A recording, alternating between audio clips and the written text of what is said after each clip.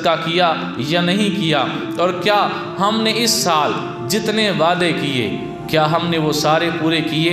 کیا ہم نے اس سال ایسا تو نہیں کر دیا کہ ایک بندے سے بات کی، کچھ عرصے کے بعد اس نے ہمیں وہ بات یاد کروائی تو ہم نے کہا بھئی کون ہے تو، چل میں تجھے جانتا ہی نہیں، یعنی اپنی اس بات سے مکرنے کے لیے اسے کہا تو کون ہے، چل میں نے تو نہیں بولا، جا گواہ لے کر آ۔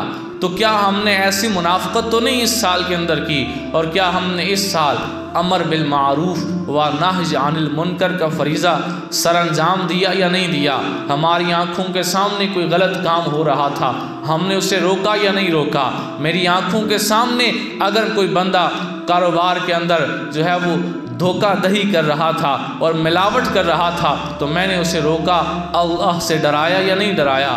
اگر آنکھوں کے سامنے گھر کی کوئی عورت بے پردہ گھر سے باہر نکل رہی تھی تو کیا ہم نے اسے روکا یا نہیں روکا؟ اس سال کے اندر ہم نے کیا کیا کیا اس پر غور کرنا چاہیے۔ اس سال میں ہم نے کتنے نفلی روزے رکھے، کتنی نوافل والی باتیں کی، پنجگانہ نماز پڑھنا، روزانہ کی 5 نمازیں پڑھنا صحابہ کے نزدیک کوئی بڑی بات نہیں تھی۔ صحابہ کہتے تھے یہ تو کوئی کمال نہیں کہ صرف 5 نمازیں پڑھنا، کمال تو یہ ہے کہ بندہ رات کو اٹھے اور سبحان اللہ، حضرت عبداللہ بن عمر رضی اللہ تعالی عنہ دن بھر روزہ رکھتے اور رات بھر نوافل پڑھتے، اور نوافل بھی کیسے کہ پورے کا پورا قرآن پڑھا کرتے، اور صحابہ کہتے یہ ہے عبادت، اس کو عبادت کہتے ہیں کہ دن بھر روزہ بھی رکھنا، مزدوری بھی کرنا، اپنے بال بچے کے لیے کمانا بھی، اور رات بھر نفل پڑھنے، اور نفلوں میں پورا قرآن ایک رات کے اندر مکمل پڑھنا، یہ کمال تھا۔ صحابہ کے نزدیک یہ کوئی کمال نہیں تھا کہ بندہ صرف پنجگانہ نماز پڑھے۔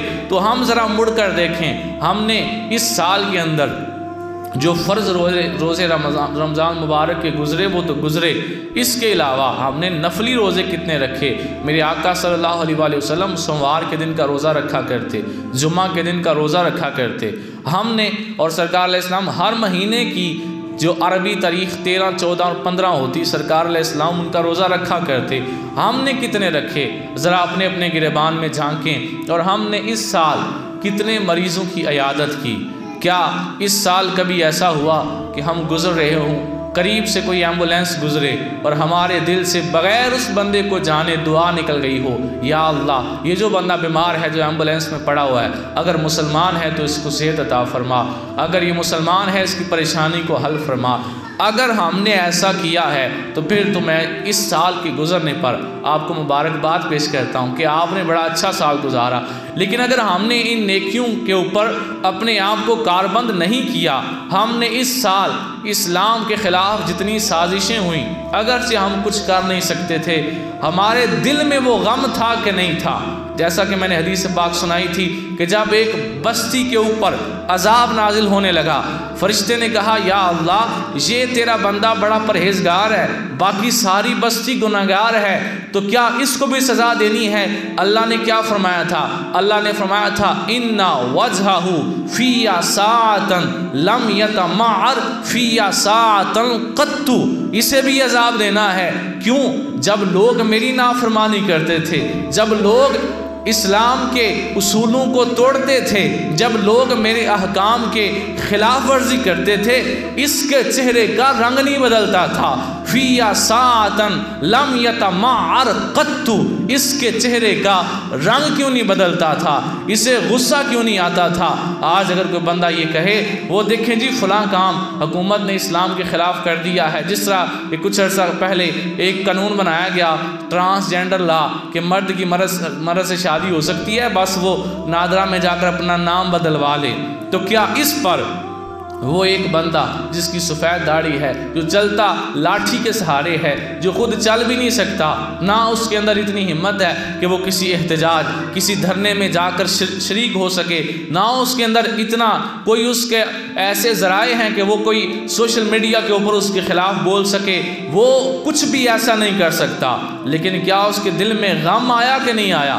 اسے اس غم کا حساب دینا پڑے گا کہ جب اسلام کے خلاف کوئی فیصلہ ہوا کیا میرے دل نے غم محسوس کیا یا نہیں کیا؟ اگر تو دل غمگین ہوا تو پھر وہ بندہ بچ جائے گا، کیونکہ حدیث پاک میں کیا ہے، جب ساری بستی نافرمانی کرتی تھی اس کے چہرے کا رنگ کیوں نہیں بدلتا تھا؟ اسے غصہ تو آ جاتا، یہ اگر ان سے لڑ نہیں سکتا تھا، کم از کم اس کے چہرے کا رنگ سرخ ہو جاتا، اس کے ماتھے پہ، اس کی پیشانی پہ بال تو پڑتے۔ اگر ہمیں اتنا غم بھی نہیں ہوا اس سال کے اندر جو حکومتوں نے اسلام کے خلاف فیصلے کیے، اگر ہمیں غم بھی نہیں دل میں ہوا، اگر ہمیں پریشانی بھی نہیں ہوئی، تو پھر ہمارے یہ بہانے نہیں چلیں گے، یا اللہ میں تو بالکل نہ تو مجھے نیٹ کا استعمال کرنا آتا تھا کہ میں نیٹ پہ آواز اٹھاتا، نہ میرے جسم میں اتنی طاقت تھی کہ میں کسی دھرنے میں جا کے کھڑا ہو جاتا، اور میں بوڑھا تھا، سوٹی سے چلتا تھا، عصا میرے ہاتھ میں تھا، میں تو واش روم تک نہیں جا سکتا تھا۔ تو یہ بہانے نہیں چلیں گے اگر دل میں غم نہیں ہوگا۔ اگر دل نے غم محسوس کیا، اگر دل کو برا لگا کہ انہوں نے اسلام کے خلاف فیصلہ کیوں کیا، تو پھر بندہ بچ جائے گا۔ تو کیا اس سال جتنے فیصلے ہوئے ہم نے دل میں غم محسوس کیا یا نہیں کیا؟ کیا اس سال ہم نے اللہ تعالیٰ سے حج یا عمرہ کرنے کے لیے سچے دل سے دعا مانگی یا نہیں مانگی؟ کیا اس سال ہم نے جہاد کے لیے اللہ تعالیٰ سے سچے دل سے التجا کی یا نہیں کی؟ صحیح مسلم شریف کے اندر، جامع ترمذی کے اندر حدیث پاک ہے، میرے آقا فرماتے ہیں جس بندے نے اللہ تعالیٰ سے سچے دل سے شہادت کی موت مانگی، اگرچہ اسے بستر پر موت آ گئی، لیکن جب مانگ رہا تھا سچے دل سے مانگ رہا تھا، سرکار فرماتے ہیں جب وہ مرا تو وہ بستر پر مرا، لیکن اللہ اسے شہداء کی موت والا اجر عطا فرمائے گا۔ کیوں؟